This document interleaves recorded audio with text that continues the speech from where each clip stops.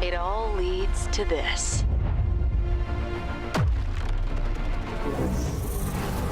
Make or break.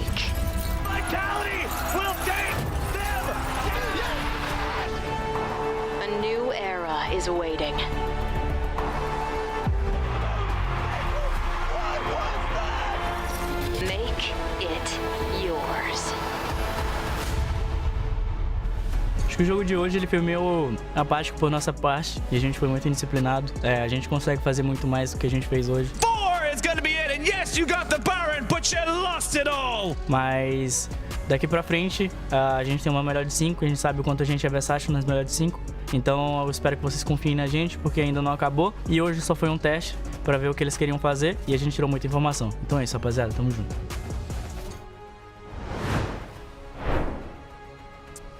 Well, that was good to see from Teton. They're going to need him to step up in a big way if they want to have some hope of bringing this one back. It's still me, Valdez, with Wolf, bringing you Peace versus Red Canids. Peace destroyed them in the draft and then really brought it to them in the game as well. This is going to be a hard ask, but it's definitely not impossible. Yeah, I mean, you really have to work on the drafting. I mean, the desk broke it down pretty hard, and I think we did too when we were talking about that game going into it, but they didn't expect the Poppy pick. The draft was very heavy on 80 damage. The Silas follow-up pick felt desperate. You had to deal with the flex of the Aatrox mid. I think we need to go back to more standard drafting. You pick blue side, you prioritize a Lee Sin, and that didn't get any value whatsoever in that game. So I think it's time to go back to the drawing board a little bit. I hope Avenger can end up doing something great for them. Personally thought Grevthar was the very much the stronger player going into playoffs. It's why he was starting all the way up until what could be their last moments. Yeah, that was definitely a very strange moment for us, but,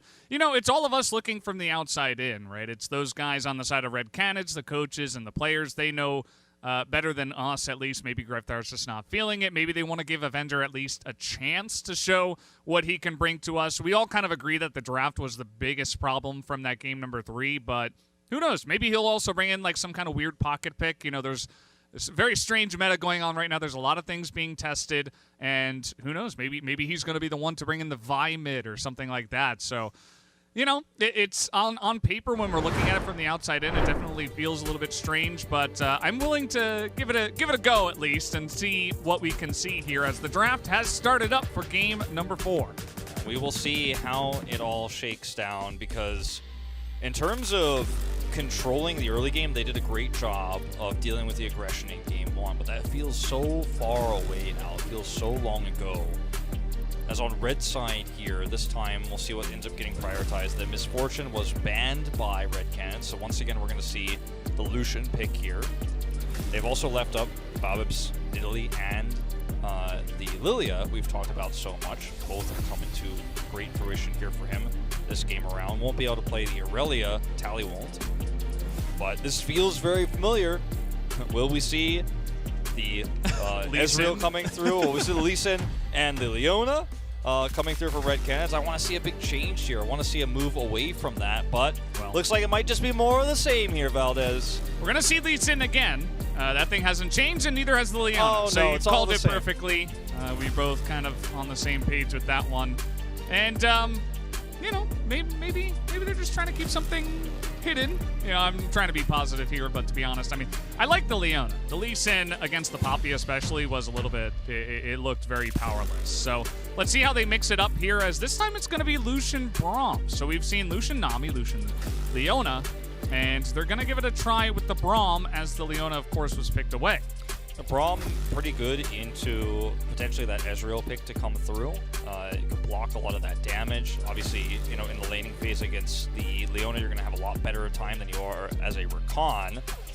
So we'll see if that ends up being the pick, the Ezreal there. The Jayce going to come through blind this time. The Cannon's already removed. You've got the Aurelia taken out. Not a lot of great counter picks for the Jayce, the most common being the Wukong. And we'll see if Guigo is willing to pick that one up. He hasn't played it yet this tournament. So again, one of those perhaps unfamiliar matchups that could end up putting Red Canids behind. As this time the Zoe will come through for Avenger. So that might be the pick they were looking for here.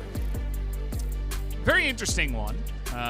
I feel like if I'm looking at the side of Peace, I wouldn't mind the Zoe on their side. You know, you have Culling, you have Shock Blast, and you have Zoe over the top. It's AP damage, mixes very well. But to see the Zoe picked up this early on is pretty interesting. Curious, maybe this is what Avenger has prepared.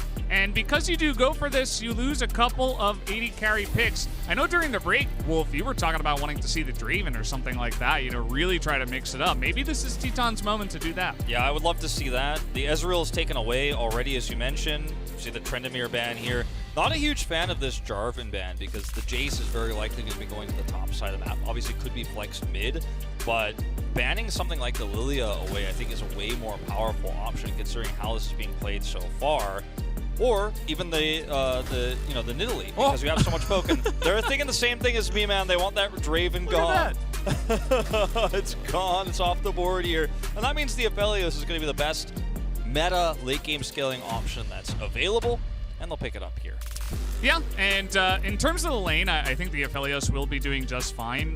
When you are looking at a decent amount of poke with the Jayce and the Culling, it can be a bit hard, and they're actually going to go ahead and pick up the Yone as well. So, again, another kind of hard engaged champion straight into this Aphelios, which is always a little bit interesting. And the Lillia gets picked up once again, so there's your AP damage on the side of Peace. Yeah, I mean, you could have gone with either. You go a little bit more all in on the poke with the Nidalee, but you're dealing with Zoe poke on the other side. There's a lot of fragility that comes with this Lillia pick instead, especially when Zoe poke can hit you, and then you're going to have a big problem. If you end up getting hit by that, your engage option is null.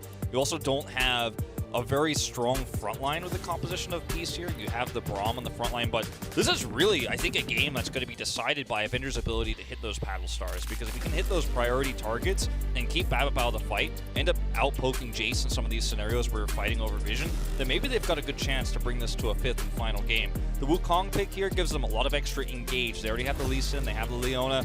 Great matchup into, at least once you get to the middle parts of it, into that Jayce there. So they have a counter pick for Guigo against Vizicsacsi here.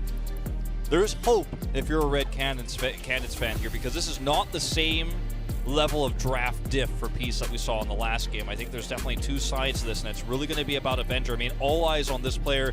It was about the rookie, it was about Grevthar, his appearance here in play-ins, but now they're really shifting over to a completely different play style.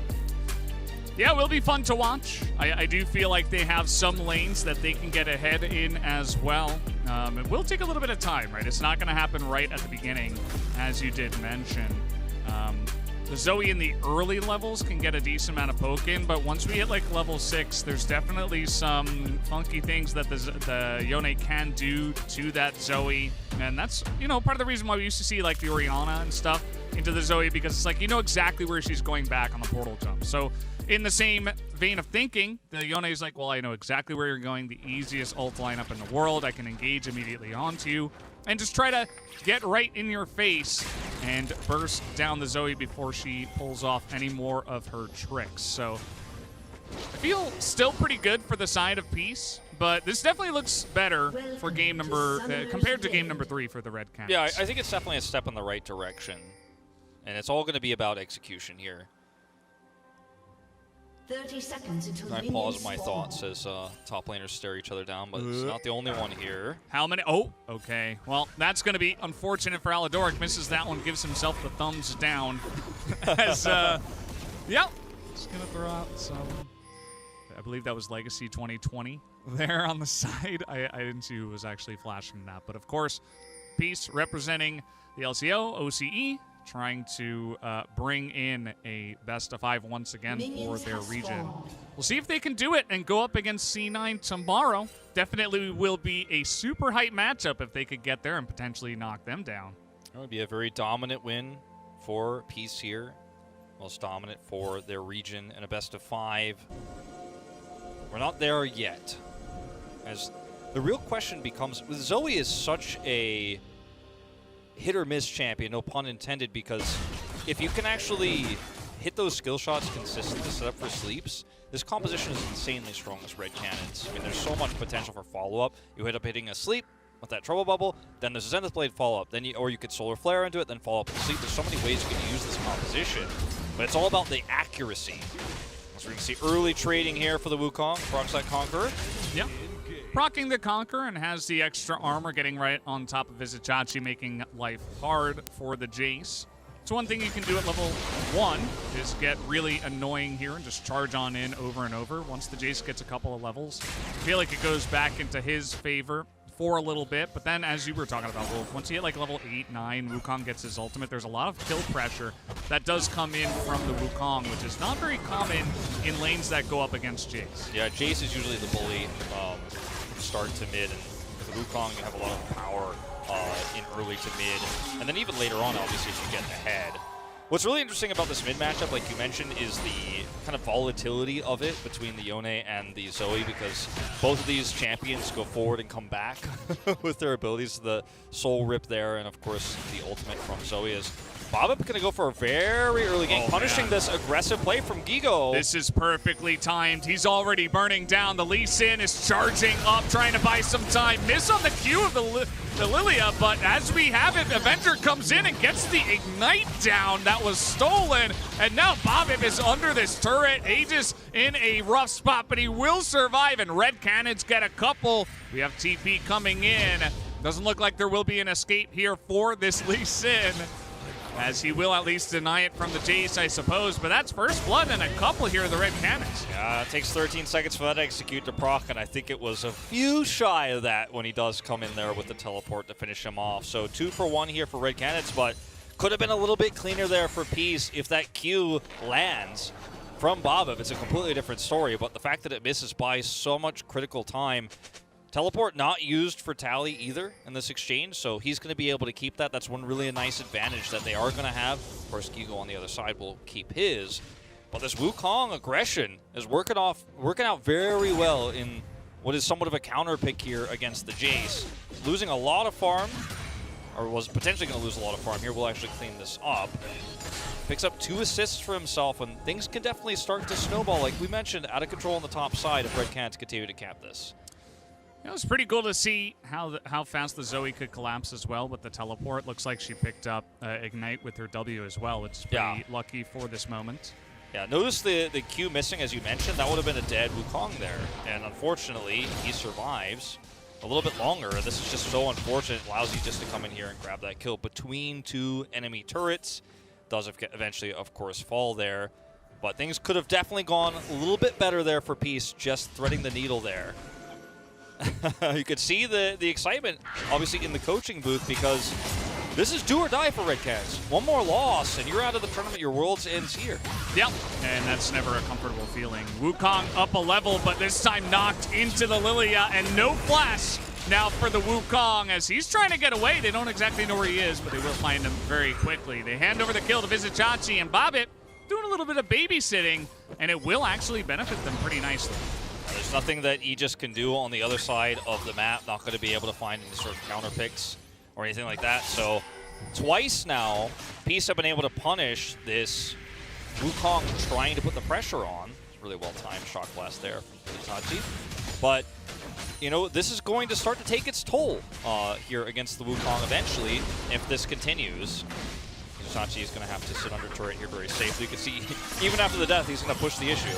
Okay, trying to force the sleep as he does get underneath the turret, but is the burst damage enough? Yes, it will force the flash as Tally has to go back here, but good to get the flash out there pretty much for free. It's now Babip from downtown rolling the bowling balls, looking for a kill in the bottom lane. Babip is everywhere, and he picks up another kill in the bottom lane.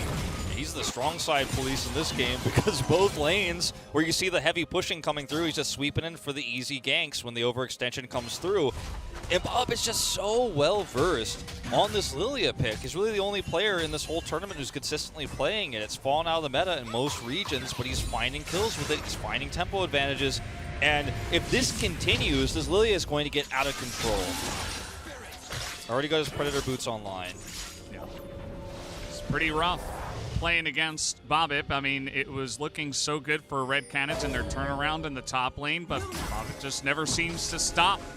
It's been nice to see that piece. You know, they're finding some carry plays from multiple members in their lineup. You know, Tally's done it in the group stage part of this play-ins group, as I'm going to have to hold that thought as we're getting in there. The kick is ready, and Vizicsacsi's level 5 right now. He does not quite have the health or damage to do much here.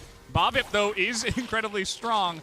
And with Tally coming over, they will back away. But still, Red Canids able to pick up another kill here onto Vizicsacsi up in the top side. Yeah, so the aggression is just all about the top side of the map right now. Both players trying to vie for control there. Unfortunately, with just a slower rotation, they don't get the pick back, but Tally is not done. Okay, he's going to try to ult in. There's a lot of damage going on to an Avenger, but Jojo's right there. And splashing in for the kill is Aladoric. He will not be able to pick it up, and now Titan picks up one for himself. The bowling ball comes through, and that will deter them from more, but this is, you know, slowly but surely going into the hands of Red Canids. Multiple kills now. I mean, they are at 1,000 gold to lead, and yes, you got a nice lead, and yes, you can skirmish well with this composition. You've got a pretty accelerated Lillia here, but she's only got, you know, her Sork shoes and now an Amp Tome. She's not that far ahead. You don't want to really be trying to force these skirmishes. It's a composition that is very tempo-based in a lot of ways. You don't want to be going into the late game with a Lucian, right, and a Yone who haven't done anything throughout the early game, but we're not really at the point yet where they have those first few items online where they can really look to try to force these fights. You have to respect the power of Red Canids' composition, especially defensively in some of these fights. All right, well, Peace reading the back here on the Red Canids, saying, okay, even though they have the Scuttle Crab and we're on vision, we can still go for this. And with Teton down on the bottom side and showing, they don't know 100% Red Canids where the Lucian is. So they say, okay, we'll just let them have that one. It's going to be a nice pickup here for the side of Peace trying to come back in this game. Babip going to pick that one up as the Crescendum is getting to work in the bottom side. Teton's full mana, full health. He's just getting to work and picking up multiple plates. It's a really nice macro play from Red Canids to actually rotate down there because you can protect the Crescendo push there on the turret with that move up. It's going to be a trade, but guess what? The Aphelios wins this one. Yeah, I mean, it's 3 plates. Yeah. And he's not done. And, like, they don't Nobody's get any. there. 3 on the top side means this is just a bad macro call here from Peace. But the thing is, there's not really much they could have done with the rotation that we saw over from Jojo and Aegis towards the bottom side of the map. If Violet stays, he dies, and they get the plate, so he has to leave. And so you end up losing out on the Rift Herald, but what you gain is the same value Rift Herald would have granted you, plus 3 members of the side of Peace missing, getting nothing. You're going to be able to drop that Rift Herald down and gain a little bit of that gold disadvantage back. But this is still 10 CS the advantage as well gained here for Titan. He's so far ahead now. He even picked up a call in this game. Yeah. I mean, he is just massive. If we look at his gold, it's just going to be insane numbers right now for him. And they didn't even drop the Rift Herald on the side of Peace just yet. As the Gravitum is coming through, they're going to get the lockdown here onto the Braum.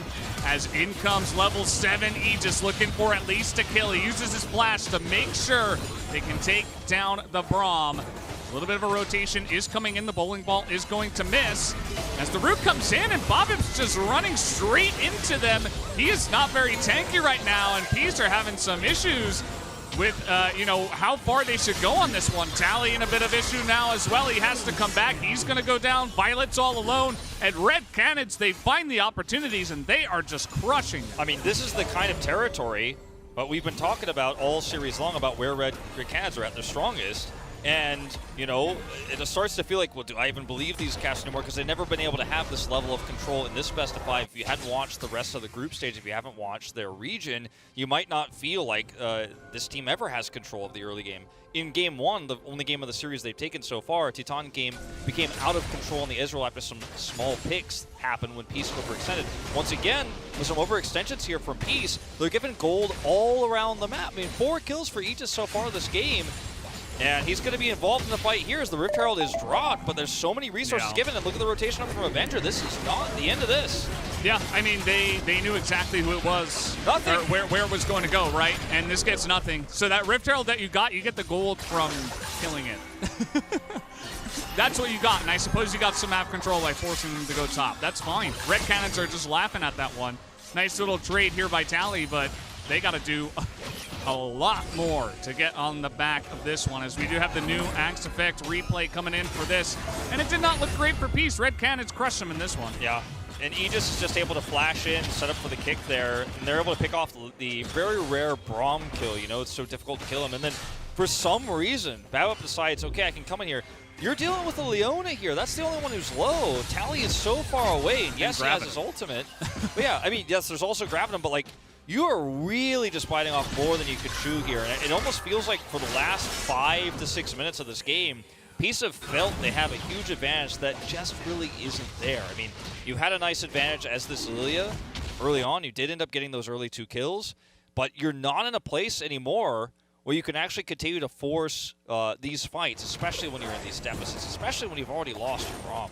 Yeah, and as you mentioned, Wolf, if Red Canids lose this game, they're out of world. So this means everything to them right now. They are fighting tooth and nail with their back against the wall, and they're showing up big time. You really got to hand it to them when the pressure is on. Everybody, all 5 players, are performing at a high level right now for the Red Canids. That's going to be the full turret down on the bottom side. Look at the gold difference between the 280 carries.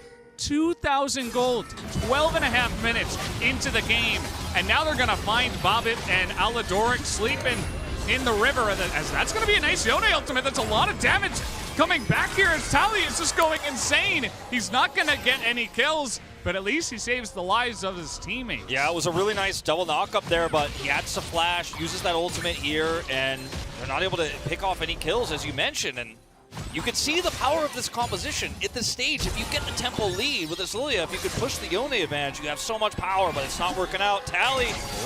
It's going to be a miss there from Avenger, gets knocked up. He just is here. He's trying to get the knock up underneath, and he just does so much damage. I mean, he just gore drinkered him in the face. I mean, he like took that item out and smacked him. He's level 9. He's got 5 kills. He's even built a little bit of that magic resist already here.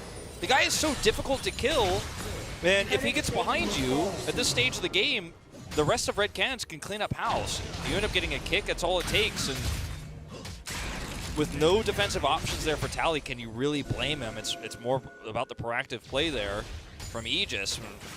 Vizicsacsi here on the top side of the map might be the next target. He does have Aladoric nearby. But man, the bot turret is demolished. There's such a huge amount of gold. Now that the cull is complete, that's a bunch of extra bonus gold going over to Titan. Finishes his Gale Force here early. Now the Divine Sunderer is up for Guigo. I mean, what more of a lead could you really ask for with this composition that's also, by the way, very strong in the late game? Once the Zoe starts getting those Battle Stars off later on, once you see Aphelios really get to front to back against this team fighting composition of Peace, it gets worse. It doesn't get better from here. 6,800 to 4,500, 13 gold. No, yeah. sorry, 2,300 gold, the leader. Yeah, he's, that's the thing about the Don't late do math game. on cast. Yeah, that's generally a good rule, but this time you got there, Wolf, so congratulations. Yeah, Titani, he's also up 2 levels, so he's getting all these extra stats. He has all that extra, and even in terms of late game, it doesn't even really matter what champion that is. Like, he's just going to be so far ahead just based on the way the game is going, but especially because of his Aphelios into some of those champions that like to get into your face. As Red Canids will be picking up the Rift Herald tier. Looks like that top turret is the target here because the other 2 turrets, oh, I guess the mid one is still up. It's getting late over here in Korea. But certainly late for us, yeah. They have their options, right? They could go mid or they could go top, I suppose. Yeah, I mean, you have so much power here as Red Canids, and unfortunately for Peace, with a composition that's running this Lucian Yone, you kind of just have to sit back and watch the show. At least they got the first Drake in this game, so there's a little bit more of a buffer for them. It's not like they're getting completely choked out of the game, and it's not like towers are falling all around them, but you can't make proactive plays with the composition that so desperately wants to be proactive early, especially with the lead that Babip had early. Some of those proactive plays he made were what's, springboarded Red Canids back into this game and gave them such a huge advantage. I mean, we're now talking 5,000 gold lead nearly. So you're between a rock and a hard place here for Peace, and it's not an unwinnable game by any means, but the challenge is going to be to find those holes, find those gaps in Red's composition. And with the Gale Force already up for Titan, picking him off is just out of the question. You've got a tanky, powerful Aegis here on the Lee Sin who can basically buffer almost anything. We've seen some miracle engages from Babip. I think that's where you're going to have to start. Well, they're going to get the... Oh, he tried to get the knock up onto Avenger. Nice try from Aladoric, kind of an awkward angle there. As we do have the Rift Herald still, they're not even going to use it. They can hold on to that and see what's happening now. The Zoe from ahead, even a trouble bubble rather, onto Babip. He is going to take a huge chunk himself. And now what are you going to do? You don't have the range, you don't have the wave clear. You've got a bowling ball and that's it. This is going to be another turret into the pockets of Red Canids. They are taking over this entire map. Yeah, I remember last game where I said, well, I don't like to call games over. we're kind of nearing that territory here. It's a very different scenario, and there is some comeback potential with Pisa's composition, but I gotta say, Avenger, he's delivering on this Zoe. We've seen some up and downs, talked about it earlier. We did see a very successful Zoe in the first series of the evening. We saw Cody's Zoe, a few days ago, not quite live up to the hype that we were expecting to see him play well on it with, but in this particular game, he's hitting the skill shots when they matter most, and everything is suddenly all coming together here for Red Canids, and that's what you love to see in a best-of-5 like this, where it looked like all hope was lost after you got totally draft gapped in the previous game. They're going to take their first Drake of the game for free while they have control of 3 lanes across the map. I mean, as Peace here, you're kind of hoping for a miracle. You're hoping for an overextension.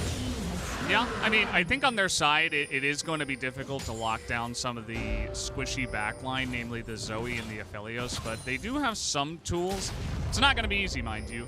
I think they need some Shock Blast to start off a fight. Maybe if things kind of are shuffling around an objective and everybody's kind of posturing, maybe Vizicsacsi, who, yes, he did fall behind in the lane, but he's kept up in CS. He still is a Jayce. Maybe he can do some work into that backline. Just looking for, potential here on the side of Peace. What you can do before an objective fight, and we're so far away from that because that Drake was taken for free, what you can do is even toss in a culling, before the fight. And if you can chip down... Oh, boy. Oh, no, this is not where you want to be. Yeah, Babip's out here all alone, and he is going to have a Jayce, as even the Solar Flare comes in just for a bit of help. Did not even need that, as that will be another kill onto him. He's not safe. Yeah, they just didn't have the vision to go onto that one, and he's even going to flash, and they don't seem to care. The damage comes in, the kick flash, and that will be a free Jayce on top of everything else. Guigo takes a lot of damage, but it won't be enough. They are so far behind our piece, and Red Canids are just taking everything right now. Oh, I mean, it's a dead Lillia, it's a dead Jayce, it's going to be a dead turret, and this might, I don't think this is going to be the last charge this Rift Herald gets either, because unfortunately, you've got a pushing mid-Zoe on your mid-inner turret you've got to deal with. Now your inhibitor turret's under fire. I mean, there is no way out. There's no escape button. There's no escape hatch. You are just getting pushed out of this game. And all 3 lanes, like Tally's got a little bit of pushing going on the bottom side of the map, but the damage is way more significant elsewhere. Yeah, I mean, Tally's just there because if he was in a lane, it's like, what are you going to do? You're Yone. Maybe you can look for some engages, but at this point, I think Peace have kind of given up on that idea as they are so far behind. Much like Game 3 was a huge draft gap that was well executed by Peace, this one just feels like an execution gap in favor of Red Canids. I feel like Babip, he got an early lead, and unfortunately, he's been out of position now multiple times, and Red Canids every single time are there to capitalize. Yeah, it feels like, I think that's now the 3rd or 4th time, unfortunately, this game. He has just been somewhere where you're not allowed to be as a very squishy Lillia. If you're an Olaf in that position, yeah, maybe you can get away with it. You're a Jarvan in that situation, you can flag drag your way out, but not as the Lillia. I mean, she doesn't have mobility, she doesn't have escapes, and You did it for a scuttle because you want that vision so desperately, so you can actually protect a little bit of split pushing on the top side of that, because that turret's still up. You want to put Tally in a lane where you get value. Got it in the bottom side. Now you want to protect him on the top side there, but the punish is real, and it's not just him. It's the whole map you lose with just one overextension like that. Yeah, and Red Canids, they're in a position where they have total map control, and I suppose, fortunately, that for Peace, there aren't any huge objectives that they can actually take right now, but it's still Red Canids all the way. As they're here in the brush, it looks like they saw them go into this one. The stun will come down, and the 2 of them are just going to be massacred as the Yone Tally tries to get something down, but it will not amount to too much. They kill him in flight. Double kill underneath Teton's belt once again, and now they can go for the Baron easy peasy. Yeah, 21-minute Baron, but I mean, with the Aphelios this fed, you've got the damage to do it. This is realistic. Even if you haven't killed half the enemy team, more than half the enemy team before this, this is something you could start. You can actually control choke points. The Rift belongs to Red Canids. I mean, it looks very likely, Valdez, that we're going to a 5th and final game in this series. We're going the distance. We're going all 10, baby. And it was the prophecy. It was the prophecy. It was foretold. We knew it was going to happen. You and I both, right before the day started. We were like, I think it's a 10-game day. And yeah. I got to say, like, this feels like a draft where Peace trying to make a statement. Like, The Yone is a really strong tempo pick. We've seen it banned a lot in drafts as we watch this fight where, again, it's just a collapse in on a piece that's just trying to wrestle control vision on the Baron that they know is doable for Red Canids. But the draft there, they kind of overextended with this Yone. They overextended with the Lillia. And now the Baron power play is out. I mean, we're already looking at a 10,000 gold lead at 22 minutes. Yeah. This is the Red Bull Baron power play, and it's going to be one that maybe you haven't seen this level of before, because not only are they super far ahead, but they basically got Jayce and bowling balls and culling for wave clear against Baron minions. We'll see how well that goes for them.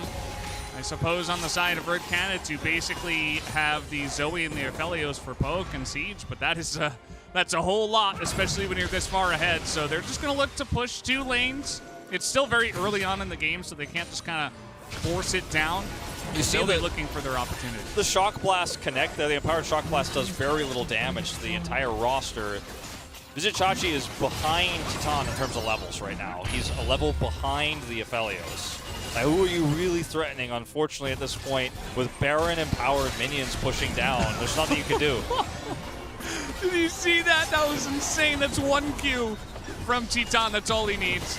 And now we've got the chakrams just flying throughout the air. As, yeah, all this airspace, all this ground space is currently controlled by the Red Canids. Said it before, I mean, we had Draft Gap in game number 3, but this is just absolutely Peace taking a gigantic beating by the Red Canids, and they are relentless as they are pushing in here with the Baron. We'll see if they stop on 2 inhibitors. I would say probably not. I think they could definitely put some threat on these Nexus turrets while also pushing the top inhibitor. If they see an engage option, they'll look for it. You can see they're trying, and the Zoe is you know, he's going to get slept there in the back. Titan is pretty low. Maybe this is the opportunity, but where is the damage from Peace? They're just so far behind. The gigantic bank save from the side of Red Canids is about to fall on the heads of Peace like a cartoon right now, as all 3 inhibitors are going to go down. And, well, they've only got the Siege minion, but they'll stick around because why not? There's nothing else to do on this map. Yeah, I mean, you've got Baron-empowered minions for just a few more seconds here. You're going to try to use that siege power. 1 Nexus turret down. Tally's trying his best, and at least he is buying some time, I suppose. But, okay, we got 5 seconds now on the Red Bull Baron power play. They're going to look to make their most of it as the damage is just chipping away slowly but surely onto these Nexus turrets. The Nexus is wide open. The super minions in all 3 lanes as the flash kick will come in, and there's not even time to react to that one. This one is a done deal, guys. We are going to a game number 5 here in the second best of 5 of the night. We will go the distance. Red Canids by themselves. Another chance to make it to the next round of Worlds. Oh, look at how excited Titan is. He knows he carried that game. The damage was all his. He got such a nice lead early on. And it feels like the real star for Red Canids is oftentimes overextensions by the enemy team. I mean, unfortunately, Babip put himself in harm's way and was punished 3 times early on. You get that fed early, and it's very difficult to come back with a composition that is so tempo-based, with the Lucian who's behind, cowering under a turret, with this Yone who's unable to find picks, unable to find kills, really just running around the map, escaping picks, trying to survive, trying to farm, trying to find turrets on the edge, on the side lane.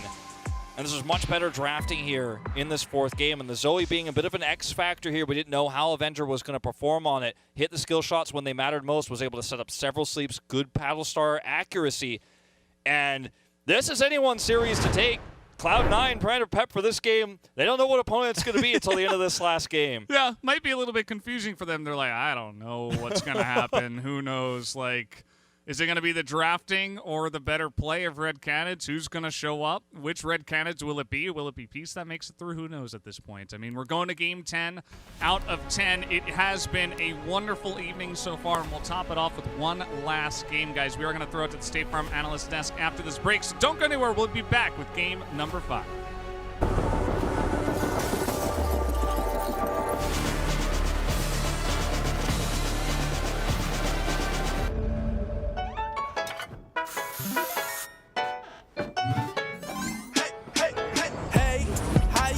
Baby, you look mighty fine. I figured I might come your way and roll up on you with that golden ticket.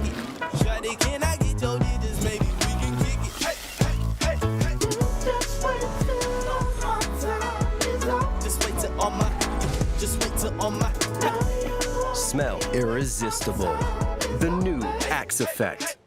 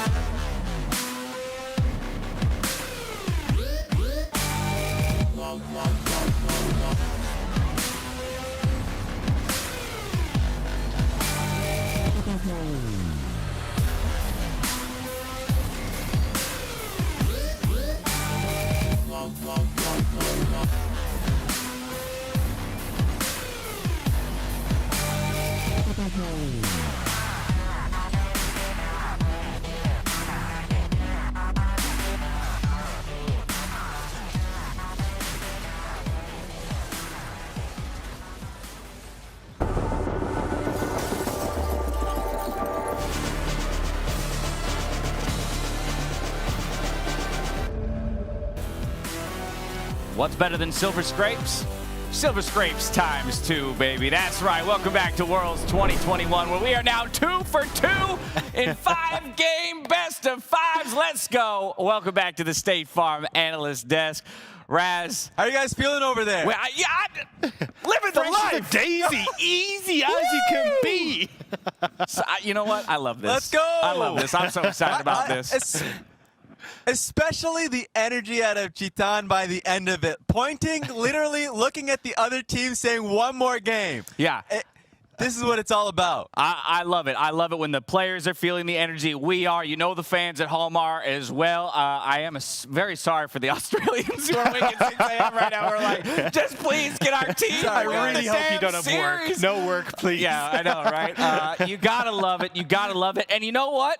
Shame on us for not having the faith in Avenger. The swap comes in for Red Canids, and it does work out for them. I do want to talk, though, about what changes, right? Yeah. Exactly. We'll take our lickings. We'll take our lickings. I want to talk about what changed, though, with him coming in. So let's start with the draft, because we did call it out, you know, maybe a little bit less of a roamer, maybe a little bit more laning focus, and we did get the Zoe pick. Yeah, and I think that was the big one, right? Because when you look at the draft, you've got 2 solid solo lanes now that you can actually look to play around. You got the Wukong, which is a good counter matchup into the Jayce, and because they took that Yone into the mid lane, now you've got that pushing lane for the Zoe, and we pretty much saw that off the get-go paying dividends, where you get that TP to the top side, and then they're able to get control of the game from there. So I think definitely Avenger making the difference, but I think a draft was playing a large portion in setting him up for success. 100%. I agree on the sentiment of draft being much better. He was really in tune of the plays that were happening here. The TP that happened topside to get himself the kill also happened towards the bottom lane. Well, I'm sure we'll see a replay of that. I think he was just ready to play.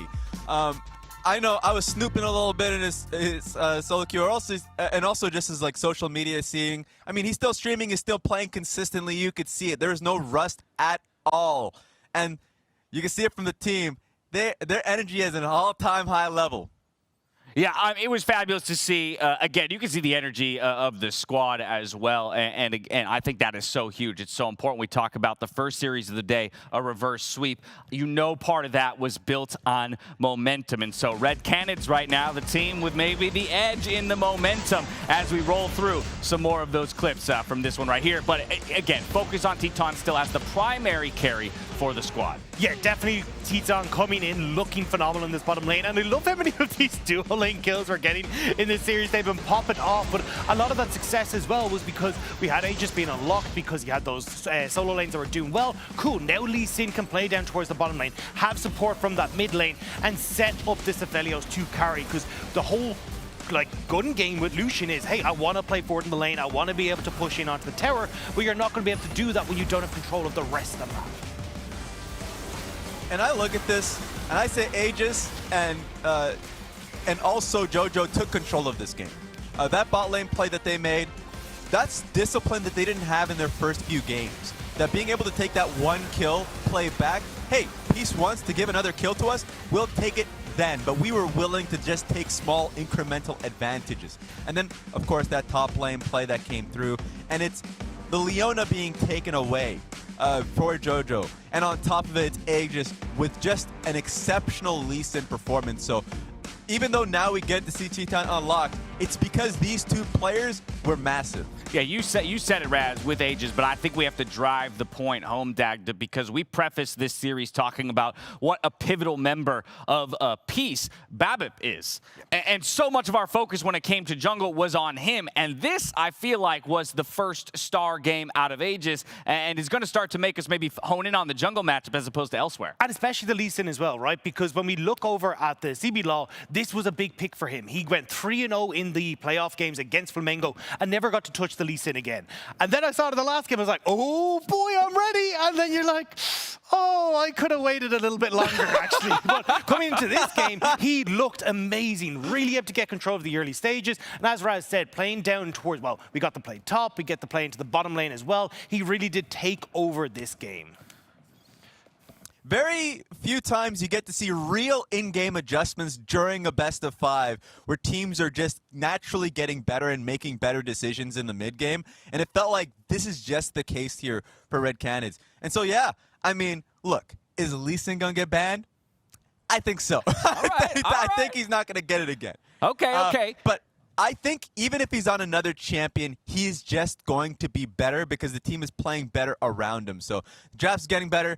Players are getting a little, on the ball now. It's 6 p.m. around there in Brazil right now, so that it's prime time spotlights on them, and I think they're, I'm starting to jump ship. It's starting to happen, guys. Oh, okay, all right, okay. Already tipping your cap to where I was about to go. We find ourselves in the same position we were in earlier today. It is all reduced to a best of 1 between these two teams. It's Peace on one side. It's Red Canids on the other. Final side selection. It goes the way of Peace. They're hopping over to the red side, but Avenger stays in, Dagda. So now that they've had a game to kind of understand and internalize what it is that Red Canids looks like with him in the lineup, as that's the team that we actually all threw our weight behind at the beginning of the day. Yeah. I'm curious what you think is the recipe, the response, how they find success and ultimately pull it through. And then Raz, since you're thinking about flip-flopping, I'm coming to you on the Canids next, so get ready, my friend. I think the big one for me is kind of looking at how this bot lane again is shaping up, because too many times we've seen Teton set up as the big carry. I think Aphelios being a big proportion of that. If we're going to ban away the Misfortune, set up the Lucian as that bot side map. So I think maybe we could see that become a bit more of a contested pick. And if we get that same solo lane control coming through for Red Canids, I think they can take it, but it's up to Peace to see if they can shut that down in draft. All right, Raz, if Lee Sin is off the table like you're predicting, where do the Canids go? How do they wrap it up? One more game is all they need to buy themselves another best of 5 here at World's Play-Ins. I'm honestly not too concerned about the jungle pick there for Aegis. He can go towards a Jarvan or can just play what, you know, the Lillias and all that and have that being taken away.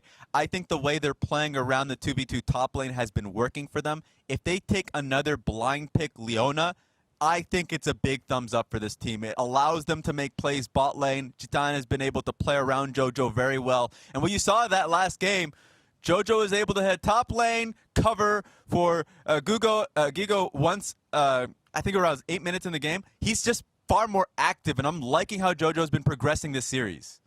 Well, nothing makes me happier than watching both teams walk down the tunnel side by side, all business, all seriousness here, as again, it is one game that separates either of these teams from another best of 5 and a chance to stay alive here at Worlds 2021. Cue it up again, baby! Let me hear those sweet sounds of silver scraping. On the other side of this commercial break, we'll meet you right back here for game number 5.